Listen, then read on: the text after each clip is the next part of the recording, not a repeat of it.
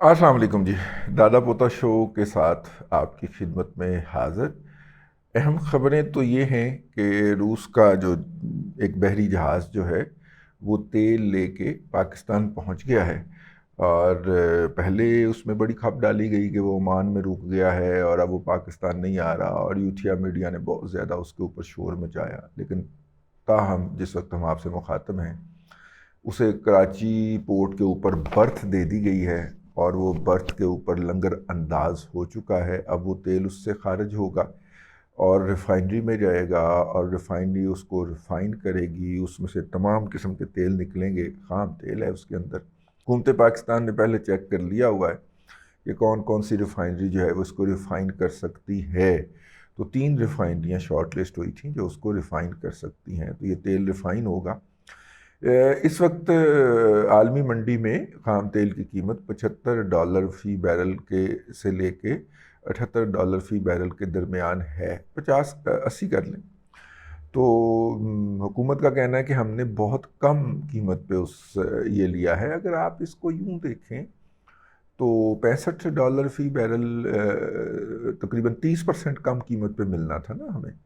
तो 75 से अगर हम 30 निकालें तो ये तकरीबन $52 फ़ी बैरल के ऊपर पाकिस्तान को मिला होगा। लास्ट टाइम जब नवाज शरीफ साहब की हुकूमत आई थी तो उन्होंने ₹65 फ़ी लीटर जब किया था, तो उस वक्त आलमी मंडी के अंदर तेल की कीमत जो थी वो $55 फ़ी बैरल थी। और ज़ाहिर है उस वक्त डॉलर जो था वो ₹100 का था।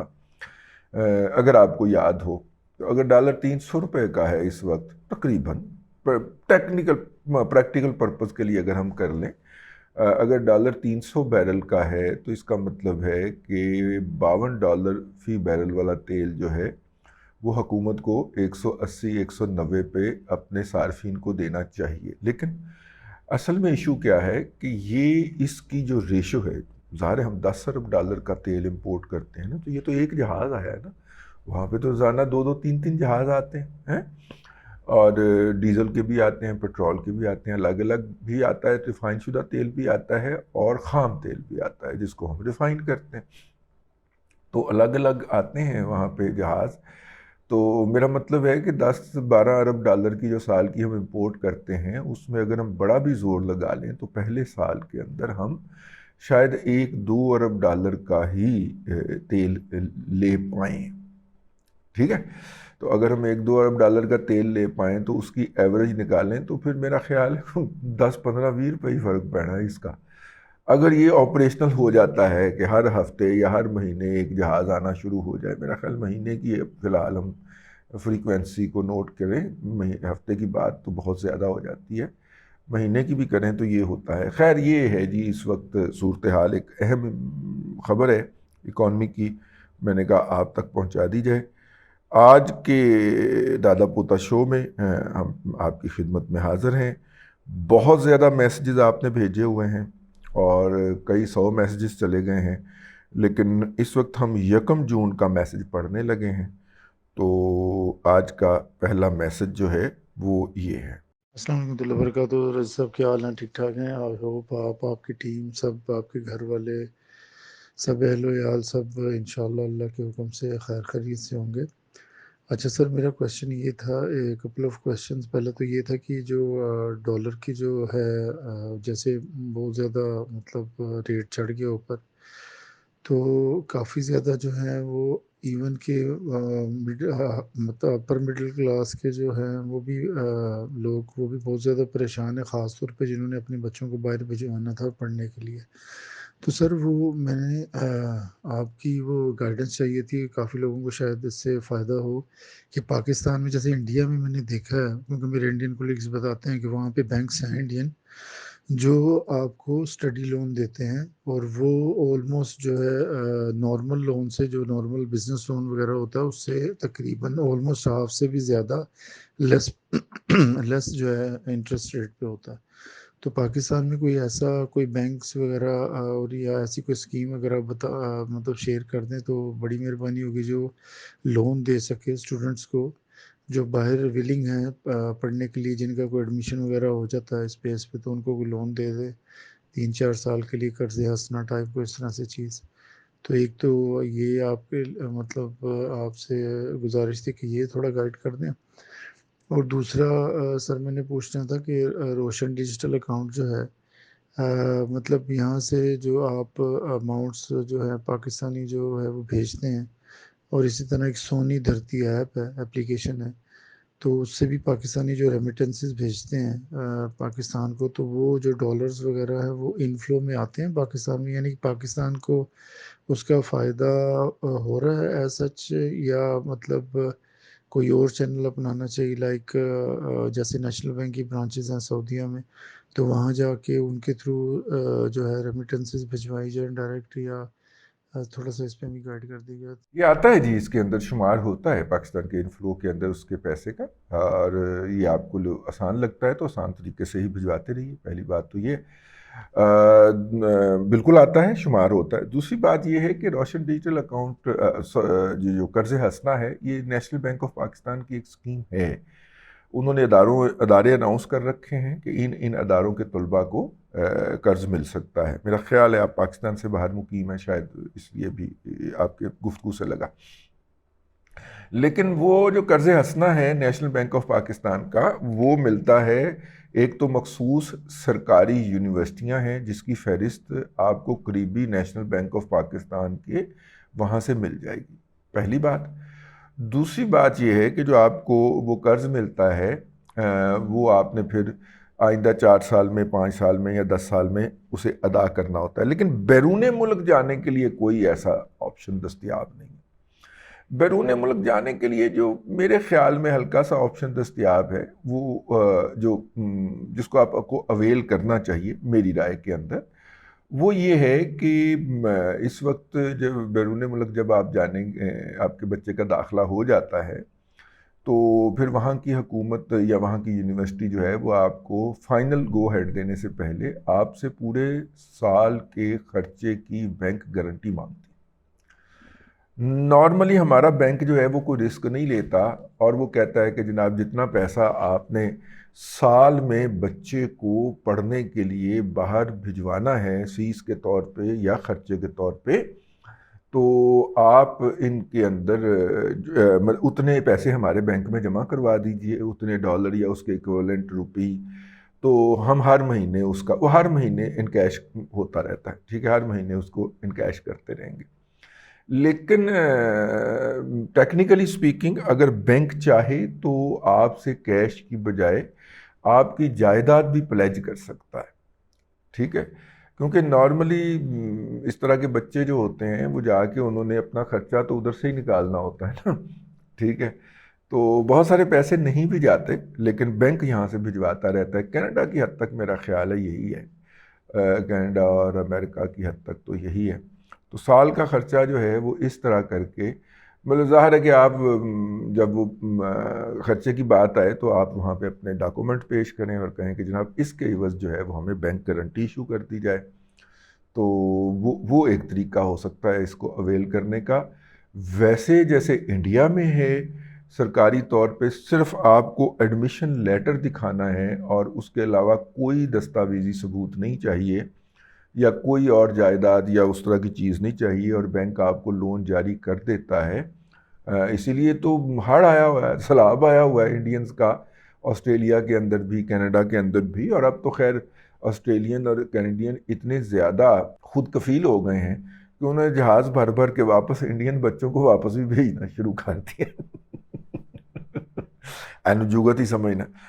میسج کا دوسرا حصہ۔ جی السلام علیکم رضی صاحب، صرف اس ضمن میں ایک اور سوال تھا ریمیٹنسز کے حوالے سے، کہ جو جیسے میں اپلیکیشن یوز کرتا ہوں، میرے الراجی بینک میں اکاؤنٹ ہے لوکل سعودی بینک میں، تو میں اسی کی ایک اپلیکیشن ہے یور پے کے نام سے، تو میں یوز کرتا ہوں، اور ایک ایس ٹی سی پے کے نام سے ہے، سعودیہ کی ہی اپلیکیشن ہے ریمیٹنسز کے لیے، وہ یوز کرتا ہوں۔ تو اس سے جو بھیجی گئی اماؤنٹ ہے وہ بھی مطلب آتی ہے ڈالر سرکولیشن میں، یا مطلب زیادہ فائدہ ہمیں کس چینل کا ہے، ہمارے پاکستان کو جو ہے زیادہ فائدہ جو ہے کس چینل کا ہوگا، نیشنل بینک آف پاکستان میں جائیں یہاں پہ، یا یہ your pay S T C وغیرہ یوز کریں، یا پھر جو ہے وہ روشن ڈیجیٹل اکاؤنٹ یا سونی دھرتی اپلیکیشن جو ہے اس کو یوز کیا جائے کائنڈلی تھوڑی سی. جہاں تک فائدے کی بات ہے تو وہ جو اس طرح کی ہیں ایپس ہیں وہ اوپن مارکیٹ کا ریٹ چارج کرتی ہیں،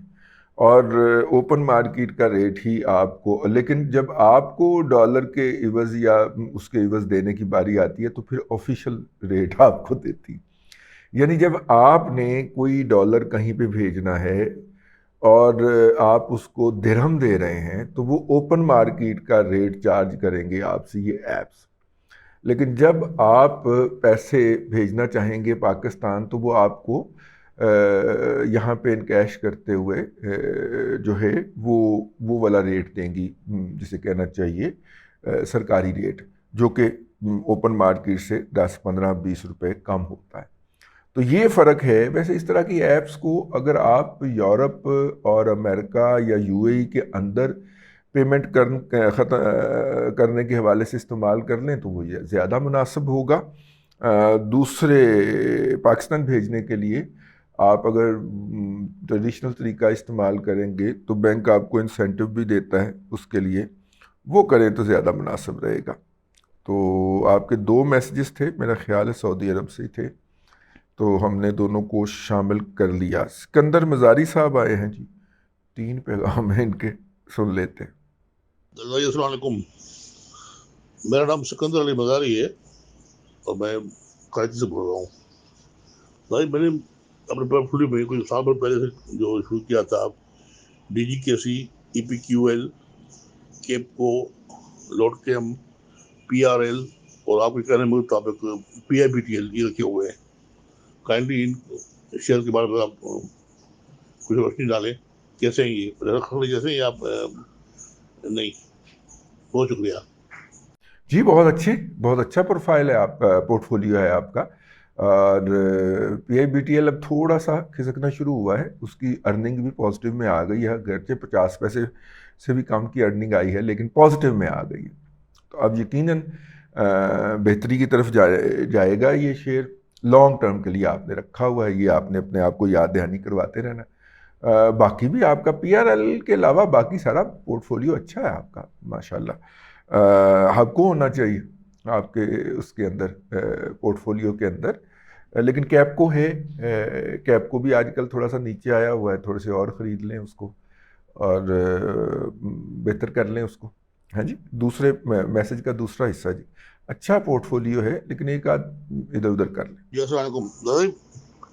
جو موجودہ پولیٹیکل سینیریو بنتا ہے اور آئی بی کے ساتھ ڈیل بنتی ہے پاکستان کی، تو لگتا ہے یہ کہ ابھی ہمیں اگلے الیکشن تک بلکہ اگلے سال تک یہ ویٹ اینڈ سی کرنا پڑے گا شیئر کے لیے، یا آپ سمجھتے ہیں کہ کوئی بہترین صورت حال نکل آ سکتی ہے مارکیٹ کے لیے؟ اور دوسرا مجھے ایک چیز کو بتائیں کہ اگر خدا نخواستہ یہ نہیں ہوتی تو ڈیل آئی بی ایم کے ساتھ، تو ہمارے شیئر مارکیٹ کی کیا پوزیشن ہوگی؟ دیکھیے آئی ایم ایف کے ساتھ ڈیل کرنا پاکستان کی مجبوری ہے، یہ میں آپ سے بہت پہلے عرض کر چکا ہوں. پاکستان کرے گا اور اس حکومت کے ساتھ یا کیئر ٹیکر حکومت کے ساتھ نہیں ہوگی، اگلی حکومت کے ساتھ ہوگی. اگلی حکومت جو اکتوبر یا نومبر میں ہونے والے الیکشن کے نتیجے کے اندر وجود میں آئے گی تو تب تک ہوگی. اس وقت پاکستان کے سیاسی منظر نامے پہ بد نظمی کی واحد وجہ جو ہے وہ عمران احمد خان نیازی صاحب ہیں، اور بہت سارے لوگ اور بہت ساری انڈیکیشنز یہ بتا رہی ہیں کہ اگلے الیکشن کے اندر وہ شاید الیکشن نہ لڑیں، اور اگر الیکشن لڑیں بھی تو وہ اس پوزیشن میں نہ آئیں کہ وہ حکومت بنا سکے. لیکن ظاہر ہے کہ عمران خان صاحب نے چپ کر کے تو بیٹھنا نہیں ہے، پھر انہوں نے سڑکوں پہ آ جانا ہے، دھرنے دینے ہیں، ٹھیک ہے، دوسروں کو اوئے توئے کرنا ہے. تو ایسی صورت کے اندر جو ذرائع ہیں وہ کہتے ہیں کہ ان کو اس دفعہ یہ کرنے کی بھی اجازت نہیں ملے گی. تو اگر یہ ہو جاتا ہے اور اکتوبر کے بعد یا نومبر کے بعد آپ پھر بیٹھتے ہیں آئی ایم ایف کے ساتھ، تو پھر 2-2.5-3 ماہ لگ جائیں گے آئی ایم ایف کے ساتھ نئی ڈیل طے کرتے ہوئے، کیونکہ یہ والا ہماری جو ڈیل ہے یہ 30 جون کو ختم ہو جائے. ٹھیک ہے، تو اگلی ڈیل کرنے کے لیے آپ بیٹھیں گے 2-3 ماہ لگیں گے. تو یوں یہ غیر یقینی کی صورتحال اپریل 24 مئی 24 تک جائے گی، یعنی اگلے بجٹ سے پہلے جا کے فائنل ہوگی. یہ ذہن میں رکھیے گا کہ آئی ایم ایف کے ساتھ ڈیل ہماری مجبوری ہے، آئی ایم ایف کی مجبوری نہیں ہے، ٹھیک ہے۔ اس دوران پاکستان کی سٹاک مارکیٹ ایسے ہی موو کرتی رہے گی، کوئی 400 پوائنٹ اوپر جائے گی، کوئی 500 پوائنٹ نیچے آئے گی، پھر کوئی 1000 پوائنٹ کی ریلی بن جائے گی، پھر نیچے آ جائے گی، کیونکہ فنڈامنٹلز جو ہیں وہ چینج ہو رہے ہوں گے، ٹھیک ہے۔ تو لیکن اس دوران جو ہے وہ آپ دیکھیں گے کہ ایک موسم بہار آ چکا ہے، ہر کمپنی ڈیویڈنڈ دینے جا رہی ہے، ہر کمپنی جو ہے وہ جسے کہنا چاہیے پے آؤٹس کر رہی ہے، بونس شیئر دے رہی ہے، کیونکہ جو کمپنیاں نہیں دیں گی اور ریزرو بلڈ اپ کرے گی، ان ریزرو کے اوپر اسحاق ڈار صاحب نے لگا دیا ٹیکس۔ اب کمپنیاں بیوقوفی ہوں گی، فوجی فرٹیلائزر جیسی ہی ہوں گی جو ریزرو رکھیں گی اور اس کے اوپر سرکار کو ٹیکس دیں گی، اس کی بجائے وہ شیئر ہولڈر کو کیوں راضی نہ کریں، ہیں؟ جیسے پچھلے دنوں دیکھیں نا گلف لیزنگ کا رزلٹ آیا ہے، جس کمپنی نے تاریخ میں کبھی کچھ نہیں دیا، اس نے 35% ₹3.5 فی 10 روپے کے شیئر کے اوپر ڈیویڈنڈ دے دیا اور 95% بونس شیئر دے دیے، ٹھیک ہے۔ اب میں دیکھ رہا تھا اس کمپنی کا کوئی شیئر ہی نہیں مل رہا مارکیٹ کے اندر، ظاہر ٹریڈ ہی نہیں ہوتی، ٹھیک ہے، روزانہ 1000 شیئر کے اوپر اپر کیپ لگا ہوتا ہے اور اوپر جا رہی ہوتی ہے۔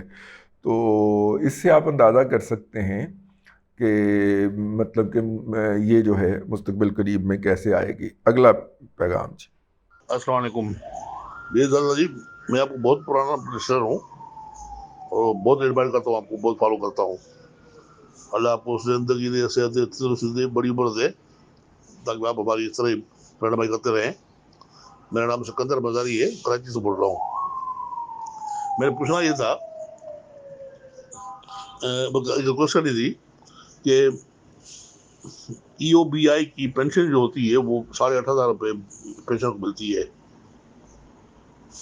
جبکہ منیمم ویجز جو ہیں وہ 24-25,000 ہیں۔ تو اس لیے کوئی تھوڑی آواز اٹھائے کائنڈلی، جو ای او بی آئی کی پینشنر ہیں اس دور میں 8,500 آدمی نہ دوائی لے پاتا ہے نہ کچھ اور لے پاتا ہے۔ جی آپ کی آواز اٹھ گئی اور ہماری آواز سے پہلے ہی وہاں پہ 12,000 کر دیا جی سرکار نے، 8,500 سے بڑھا کے 12,000 منیمم ای او بی آئی کی پینشن کر دی ہے۔ اور اس میں آپ نے دیکھ لیا ہوگا بجٹ کے اندر اناؤنس ہو گیا، میرا خیال یہ بجٹ یہ آپ کا میسج 1 جون کا ہے، تو بجٹ میں یہ اناؤنس ہو چکا ہے۔